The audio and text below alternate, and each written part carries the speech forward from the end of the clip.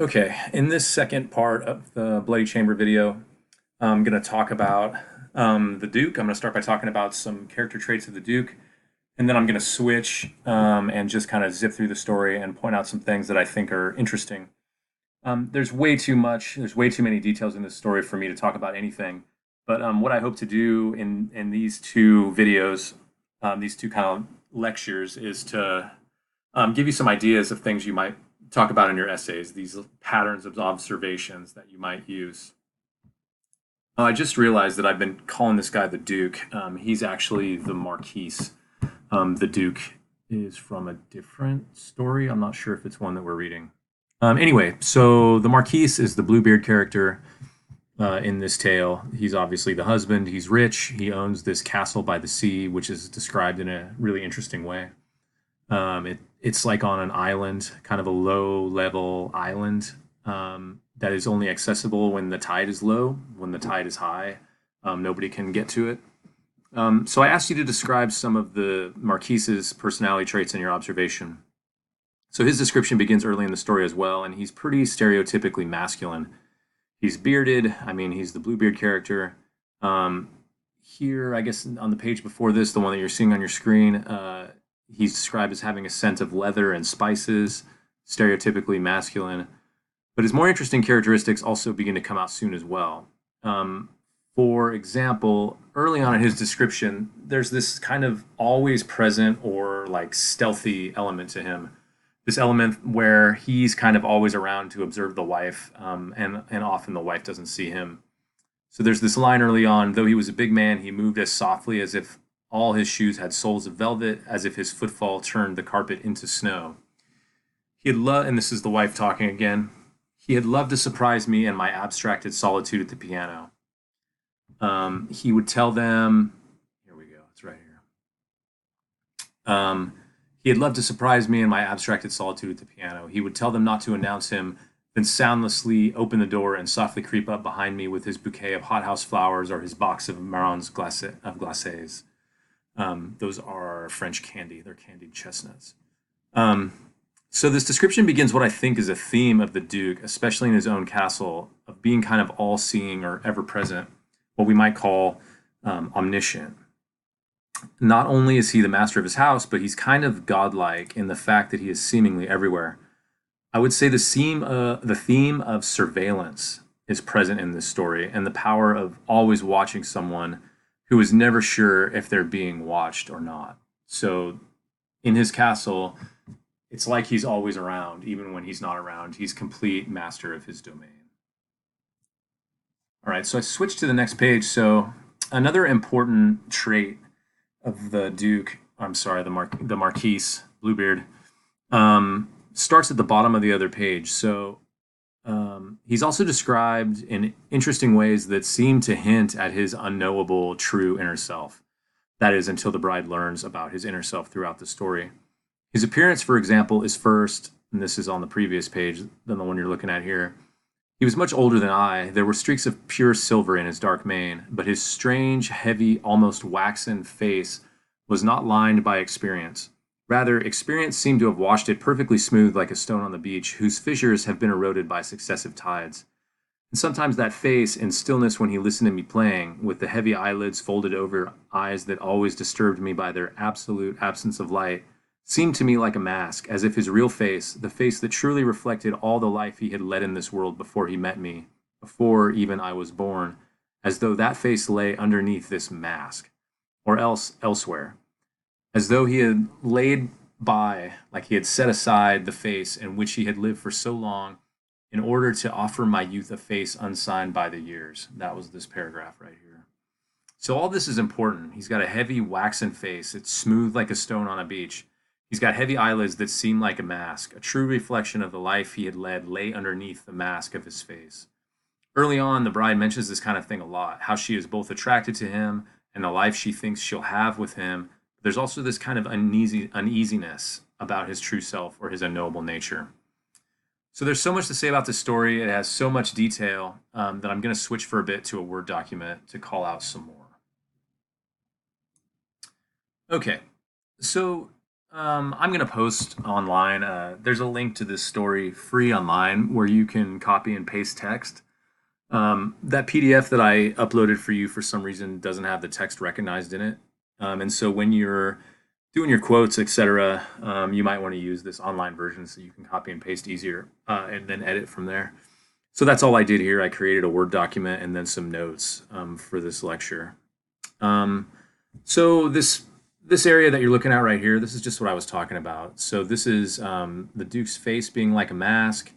Then we have this interesting bit down here where where the bride talks about him like a lily, like his face is like that of a lily.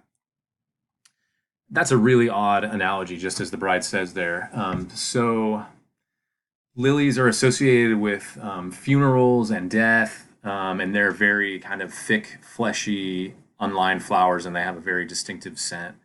Look up on Google pictures of a funeral lily, and you'll recognize them. So she moves right from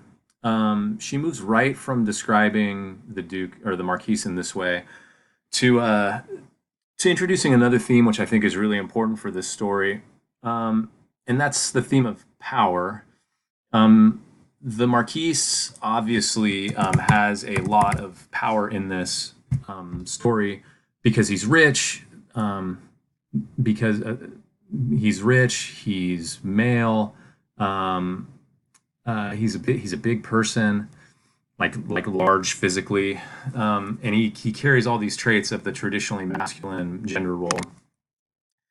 And so in the story, it seems to me, you'll have to think about this for yourself. In the story, it seems to me the bride is attracted by all these things, um, but she also later, kind of soon, is kind of made uncomfortable by them. And you'll see what I mean. You probably noticed this when you read the story yourself. So, here, another thing that's interesting is the bride begins to see herself through the eyes of the Marquise.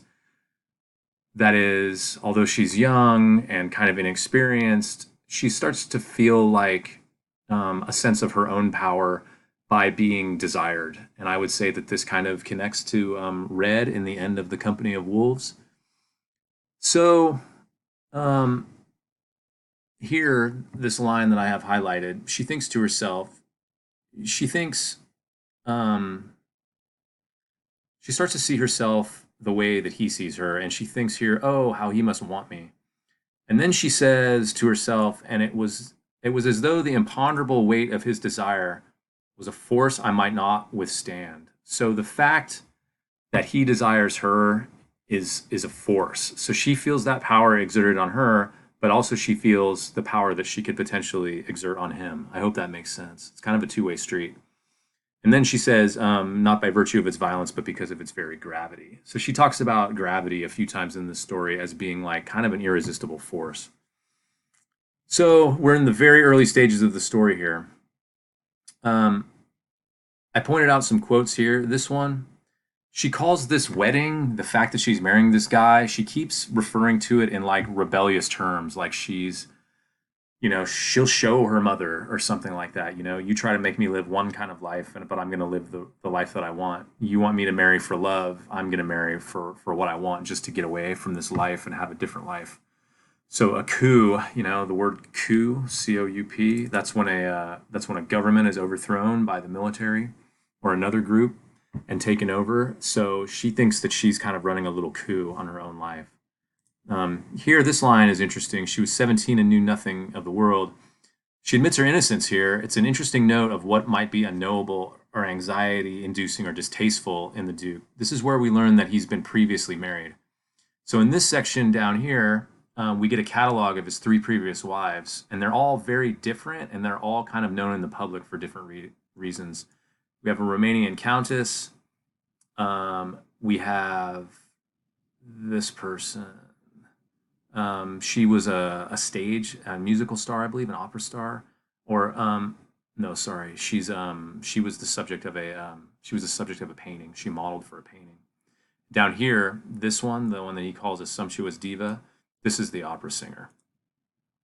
So he had been married 3 times to 3 different graces, and this line right here connects to the idea that the Duke is the Duke. I gotta fix all this. The Marquis is kind of a collector of women. He treats them like specimens on which to experiment. The young bride kind of relishes that she's been chosen along with all these other women. She kind of says to herself, "Oh, well, I thought I was just a nobody, but the Marquis has chosen these other famous women, so there must be something special about me." And that kind of starts to go to her head. So she says here, married 3 to 3 different graces. Now, as if to demonstrate the eclecticism of his taste, he'd invited me to join this gallery of beautiful women. I, the poor widow's child with my mouse-colored hair that still bore the kinks of the plaits from which it had so recently been freed, my bony hips, my nervous pianist fingers. So although she's plain with mouse-colored hair, she's still a child in many ways. She feels like there's something about her. There's something about this that she likes, being chosen by the Marquise. Okay, so here they're describing an opera that they went to together. It's a very romantic opera with these doomed lovers, kind of die for each other. And so during that, she says, my heart swelled and ached. So during the Liebestod, which is like the climax, the end of the opera, that I thought I must truly love him. So I wrote here, we could be asking ourselves, did she really love him, or was she in love with the idea of being in love, or was it something else? I tend to think it was the latter. You probably do too. Continuing on in the story, you might remember one of the first gifts she gets from him is this choker of rubies. A choker is a necklace that goes right around the neck and sits very tight on the neck. I wrote this as great foreshadowing here. It's expensive, glamorous necklace, a choker of rubies that looks like a slit throat. This foreshadows how he plans to execute her at the end of the story. He's going to cut off her head. It just goes to show that he's in control the whole time. All right. I'm going to take a break here and come back to this part of the document for part 3, which will be the final part. I hope this is helpful so far.